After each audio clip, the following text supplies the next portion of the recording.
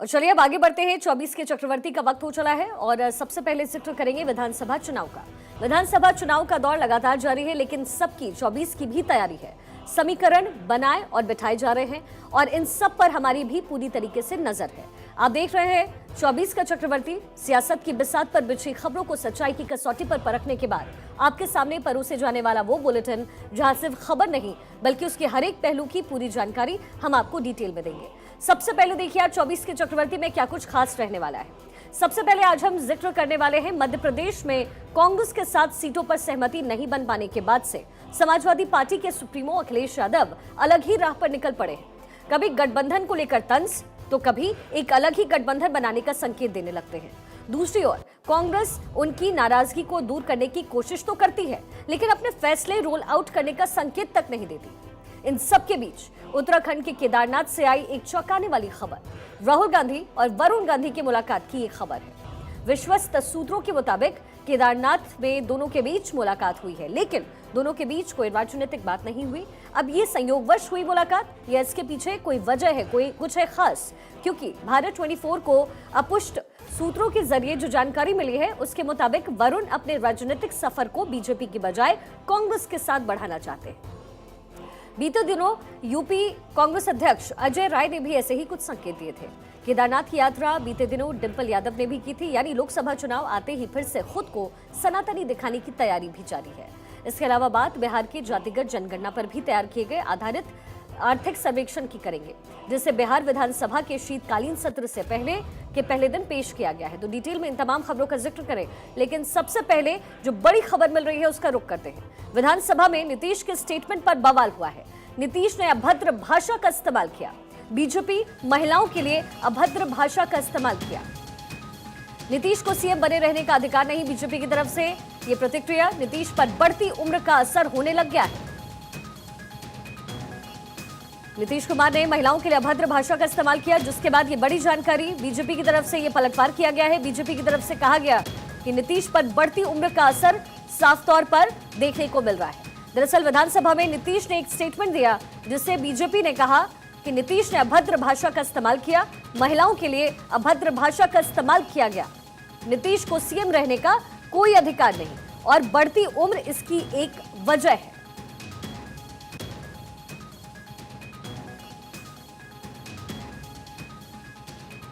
मेरा ये कहना है कि भाई जो 50% है तो कम से कम हम 65% कर दें, ताकि 22 से आगे तो 65% कर दिया जाए 50 की जगह पर।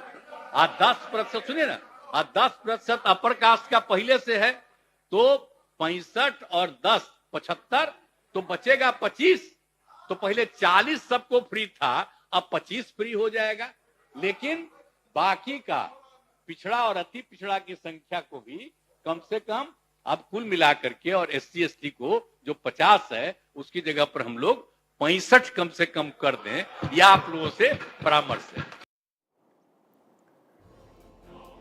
तो नीतीश कुमार के बयान और आर्थिक आंकड़ों के सामने आने के बाद बीजेपी समेत कई राजनीतिक दलों की ओर से इस पर प्रतिक्रिया दी गई है।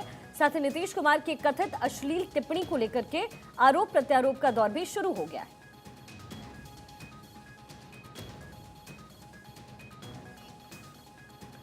और इस पूरे मामले पर इस वक्त सम्राट चौधरी प्रेस कॉन्फ्रेंस कर रहे हैं, आपको सीधा लिए चलते हैं।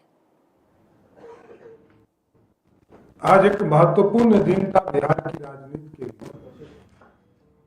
2022 में जब हम लोग सरकार में थे, एनडीए की सरकार थी बिहार में, और जो हम लोगों ने शुरुआत किया था कि जातीय सर्वेक्षण का काम बिहार में हो, उसका आज फलाफल देखने को मिला। 1 साल लगे और लगभग 5। तो देखिए जिस तरीके से टिप्पणी नीतीश कुमार ने की है, उसके बाद लगातार उन पे हमलावर हैं ये तमाम मंत्री। और सम्राट चौधरी को इस वक्त आप सुन रहे थे। क्या कुछ लोगों के अंदर प्रतिक्रिया इस पूरे मामले को लेकर, सबसे पहले वो सुनवाते हैं।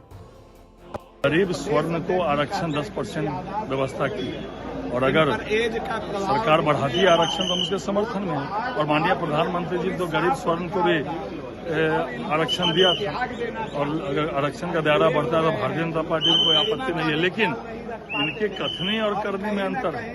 कांग्रेस को जो है जातीय जनगणना या इस तरह के कहने का कोई अधिकार नहीं है, क्योंकि जब केंद्र में इनकी सरकार थी तो पी चिदम्बरम ने खुद विरोध किया था और राजीव गांधी जी ने विरोध किया था, श्रीमती इंदिरा गांधी ने विरोध किया था, और आज ये ऐसी बातें करते हैं। तो कहीं न कहीं ये महिलाओं के प्रति संवेदनहीन व्यक्ति हैं। महिलाओं के दुख दर्द को, महिलाओं की मर्यादा को ये बिल्कुल ही नहीं समझते हैं, जो अच्छे व्यक्तित्व का निशानी नहीं है। और हम मीडिया के माध्यम से उनके वक्तव्य का, उनके व्यवहार का घोर निंदा करते हैं। उन्हें लगता है महिलाओं के प्रति संवेदनहीनता की भावना है, महिलाओं को वो सम्मान की नजर से नहीं देखते हैं और महिला का सम्मान वो कतई नहीं करते। एक बहुत निंदनीय बात है। और उम्र बढ़ रही है, उम्र का ख्याल है, उम्र जब बढ़ता है तो कुछ कुछ होते रहता है, दिमाग सलट जाता है। आज हम देखे हैं अशोक चौधरी जी का पुण्यतिथि था और उनको फूल नहीं चढ़ाए, अशोक चौधरी के चढ़ा रहे हैं। ये तो उम्र का ख्याल है, उम्र सलट गया है, उम्र नहीं है, अब इनका इस्तीफा दे देना चाहिए। देखिए, मैंने नीतीश कुमार जी का हाथ जोड़कर आग्रह किया कि आप बुजुर्ग हैं, आप जो है बातों की चीजों को ध्यान में रखे। वो क्या बोल रहे थे, पूरे बिहार के 6.5 करोड़ महिलाएं शर्मसार हो गई। बिहार में मां और बहन नीतीश कुमार की सभा में जाने से भागेंगे। नीतीश बाबू क्या हो गया है? जब तक हम लोगों के साथ थे तो आप तो अच्छा बर्ताव कर रहे थे लोगों से, क्या हो गया है? ये राजद के साथ, कांग्रेस पार्टी के साथ आप जाने के बाद आपकी स्थिति गड़बड़ा गई है।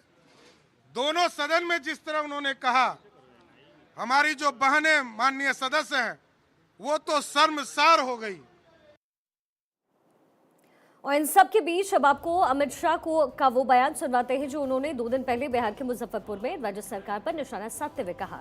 उन्होंने कहा कि इन लोगों ने हमेशा तुष्टीकरण करने का काम किया है, अगर इसे रोका नहीं गया तो बिहार के सीमावर्ती इलाके में बहुत बड़ी दिक्कत आने वाली है। इसके बाद तेजस्वी हो या फिर राबड़ी देवी ने उन पर जमकर पलटवार किया। मतलब साफ है कि बिहार का ये बवंडर अभी थमने वाला नहीं है और लोकसभा चुनाव तक जाति वाली राजनीति का शोर मध्यम नहीं पड़ेगा।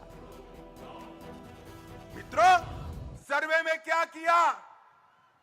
यादव और मुस्लिम आबादी बढ़ाकर ईबीसी की आबादी को कम किया। अति पिछड़ा को अन्याय करने का काम ये लालू नीतीश की जोड़ी ने किया है। मित्रों, इन्होंने हमेशा पिछड़ा समाज का कांग्रेस ने बहिष्कार भी किया, विरोध भी किया, और मोदी जी ने हमेशा पिछड़ा समाज का सम्मान करने का काम किया है। देखिए, लोकसभा चुनाव 2024 को लेकर के विपक्षी दलों द्वारा बनाया गया इंडिया गठबंधन फिलहाल शांत नजर आ रहा है। 5 राज्यों में जारी विधानसभा चुनाव को लेकर के इस गठबंधन ने कोई प्रयास नहीं किए। उस पर से मध्य प्रदेश में अखिलेश यादव ने जब सीटों की मांग की तो कांग्रेस ने 2 टूक कह दिया कि ये गठबंधन लोकसभा चुनाव को लेकर है, विधानसभा चुनाव को लेकर नहीं। अब इसी बीच नीतीश कुमार ने भी इंडिया गठबंधन को लेकर के बयान दे दिया कि इस गठबंधन को लेकर कोई काम नहीं हो पा रहा है। कांग्रेस ने इन बयानों के बाद सफाई दी है, लेकिन गठबंधन के ज्यादातर नेता गठबंधन की अगली रणनीति को लेकर के अभी भी चुप हैं, पर सबसे ज्यादा चौंका रहे हैं अखिलेश यादव। उत्तर प्रदेश में चुनाव जीतने के लिए तैयार फॉर्मूले पीडीए का राग अलापने लगे हैं। अखिलेश के इस फॉर्मूले में पी यानी पिछड़ा, डी यानी दलित और ए यानी अल्पसंख्यक है। लेकिन मध्य प्रदेश में जिस तरीके से कांग्रेस से नाराज होकर उन्होंने तकरीबन 33 सीटों पर प्रत्याशी उतारे और सभा में कांग्रेस से सावधान रहने की नसीहत दी। लगातार वो जनता से ये बात कर रहे हैं और वो बता रहा है कि अखिलेश अंदर खाने किसी दूसरे गठबंधन बनाने की तैयारी में जुटे हुए। तो क्या पीडीए नाम से एक नया गठबंधन आकार लेने लग गया है? क्या होगा पीडीए का नाम, पीपल्स डेमोक्रेटिक अलायंस या कुछ और? ये तो भविष्य में पता चलेगा, लेकिन कांग्रेस पर अखिलेश जिस तरीके से बरस रहे हैं उससे इतना तो तय है कि इनके रिश्तों पर जमी जो बर्फ है वो भविष्य में पिघलने वाली नहीं। देखिए, इस पीडीए को लेकर के भी कुछ जानकारी हमारे पास है, वो भी आपसे साझा करें। लेकिन इंडिया के बाद अखिलेश का पीडीए का राग आखिर किस ओर इशारा कर रहा है? अखिलेश यादव के ये बयान साफ साफ इशारा कर रहे हैं कि अखिलेश यादव के मन में कांग्रेस के साथ साथ इंडिया गठबंधन को लेकर मन में खटास पैदा हो गई है, जो इशारा है कि अखिलेश जल्द ही ऐसी कोई कवायद कर सकते हैं। इंडिया गठबंधन के गठन से पहले अखिलेश यादव सभी क्षेत्रीय दलों को एक मंच पर लाने की पूरी कोशिश कर रहे थे और अब एक बार फिर से वो ऐसी कवायद कर सकते हैं, लेकिन इस बार कांग्रेस को एक्सक्लूड करके, यानी कांग्रेस को इस गठबंधन से बाहर करके।